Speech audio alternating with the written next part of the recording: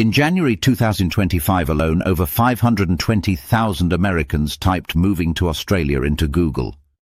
That's more than the entire population of Atlanta searching for a way out. But here's what's really shocking. That number has increased by 347% since 2020. And after analyzing the data behind this mass exodus, I discovered 7 reasons that will completely change how you see both countries. Number 6 involves a $186,000 difference that most Americans don't realize until it's too late. I've spent the last 3 weeks analyzing immigration data from both the US State Department and Australia's Department of Home Affairs, comparing over 400 data points from the OECD, World Bank and official government statistics. What I found isn't just about higher wages or better weather. There's a fundamental difference in how these two countries approach citizen welfare, and the numbers tell a story that politicians in neither country want you to hear. Now, Americans leaving the country isn't new. About 9 million US citizens live abroad. But what is new is the demographic that's leaving. We're not talking about retirees seeking warm beaches. According to Australian immigration data, 64% of Americans applying for skilled migration visas are between 28 and 42 years old. These are professionals in their prime earning years, with families, careers and futures they're willing to completely uproot. The question isn't just why they're leaving, it's what they're running from and what they're running toward. Voiceover. So I interviewed 47 Americans who've made the move in the last 2 years, cross-referenced their stories with hard data, and found 7 undeniable patterns.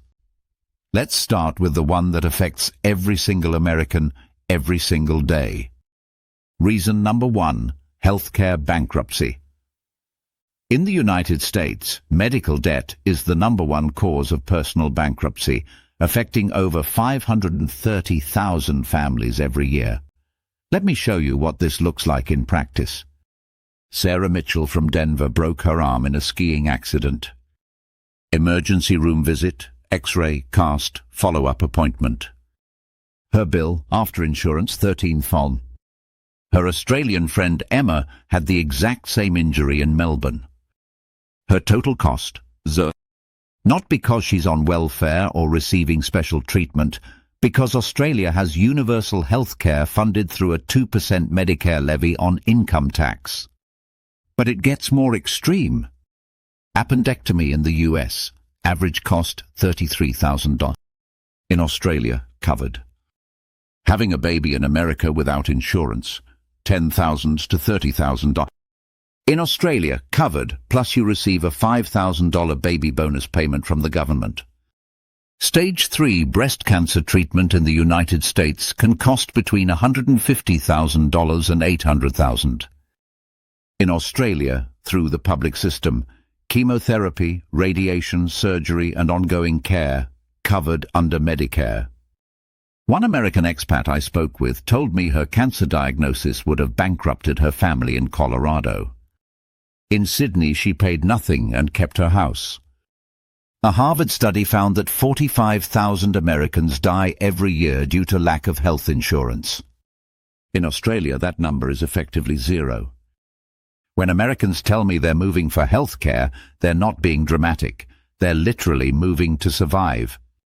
Now, health care might seem like the biggest difference, but reason number 3 involves a $186,000 gap that affects every American with children. Stay with me, because this one is genuinely shocking. Reason number 2, your time is worth something. The average American worker receives 10 days of paid vacation per year. That's if their employer offers it at all, because the United States is the only developed nation with 0 legally mandated paid vacation days. 0. None.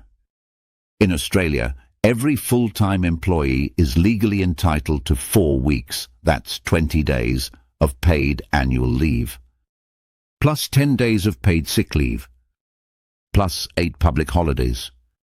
We're comparing 10 days versus 38 days. But here's what that actually means for your life. James Rodriguez moved from Seattle to Brisbane in 2023. He told me that in his Seattle tech job, he felt guilty taking even his limited vacation days because the company culture treated it as laziness. In Brisbane, his manager asked why he hadn't booked his annual leave yet. The Australian system doesn't just permit rest, it mandates it. Let's talk about starting a family. The US offers 0 weeks of federally mandated paid parental leave. 0. Australia offers 20 weeks of government-funded parental leave paid at minimum wage, plus many employers add additional weeks. Some Australian companies offer up to 26 weeks fully paid. According to the American Psychological Association, 79% of Americans experience work-related stress. In Australia, it's 56%. Americans work an average of 1,791 hours per year. Australians work 1,712. That's 79 fewer hours, but with 28 more days off. Australians literally work less and vacation more. And before you say they must earn less, we'll get to that in a minute, and you're going to be surprised. If you're finding these comparisons eye-opening, hit subscribe because next week we're breaking down the actual cost of living in both countries, and the results completely contradict what most people assume. Now let's talk about the $186,000 difference. Reason number 3, your kid's future doesn't have to cost $186,000. Total U.S. student loan debt just crossed $1.7 trillion. The average American graduate leaves college with $37,000 in debt. But here's what elite education costs. 4 years at a private U.S. university like NYU or USC, $80,000 to $90,000 per year. Total cost for a bachelor's degree, $320,000 to $360,000. Australia takes a completely different approach. First, Australian citizens and permanent residents don't pay tuition up front. Instead, the government loans you the money through the HECS help system. But here's the crucial difference. You only start repaying when you earn over $51,550 per year, and payments are income-based, 2% to 10% of your income above that threshold. If you never earn that much, you never repay it. No debt collectors, no credit score impact, no interest beyond inflation indexing. The average cost of an Australian undergraduate degree, $30,000 to $50,000 total for the entire 4 years. A medical degree, one of the most expensive, costs about $60,000 total compared to $250,000 to $350,000 in the US. Engineering degree, $45,000 total versus $180,000 in the US. Think about what this means for family planning. An American couple with 2 kids needs to save approximately $400,000 for college. That's a mortgage-sized expense on top of their actual mortgage. An Australian family doesn't need to save nearly as much because their kids' education is government-supported, and repayment is only required if the degree leads to sufficient income. Rachel Thompson from Phoenix moved to Adelaide specifically for this reason. She told me, "My daughter wants to be a veterinarian." In Arizona, that education would cost us $280,000 and 10 years of debt. In Adelaide, $55,000 total, repaid only when she's earning well. We literally moved countries to avoid destroying our daughter's financial future. Now you might be thinking, these benefits sound expensive. Australians must pay crushing taxes, right? Let me show you the numbers because they're not what you think. Reason number 4, your work is valued differently. US federal minimum wage, $7.25 per hour, unchanged since 2009. Australian minimum wage, $23.23 per hour as of July 2024. That's $16 to $50 USD per hour. Even accounting for cost of living differences, Australian minimum wage workers have significantly more purchasing power. But what about professional salaries? Software engineer in Austin, Texas, average $95,000. Software engineer in Sydney, 110,000 AUD, which is 74,000 USD. Wait, that's less. But here's what Americans miss, that Australian salary includes superannuation, mandatory employer retirement contribution of 11.5%. So the real comparison is $95,000 versus $82,500 USD, plus 4 weeks vacation, plus universal health care, plus job security protections that don't exist in the US. Let's compare take-home pay. An American earning $100,000 in California pays about $24,000 in federal and state taxes, plus $7,000 for health insurance, plus $500 month minimum for quality health coverage. Real take-home, $61,000. An Australian earning the equivalent pays about $27,000 in tax, which includes Medicare. Take-home, $73,000 with healthcare covered. The Australian actually takes home more. According to the OECD Better Life Index, Australians rank higher than Americans in work-life balance, health, education, environmental quality, social connections, and civic engagement. Americans only rank higher in income, but as we've just seen, that's misleading when you factor in healthcare costs, education costs, and mandatory employer benefits. Reason number 5. You can send your kids to school without fear. This one is uncomfortable, but it's the second most cited reason in my interviews. In 2023, the United States experienced 656 mass shootings. Australia experienced 0. US gun deaths per 100,000 people, 12.21.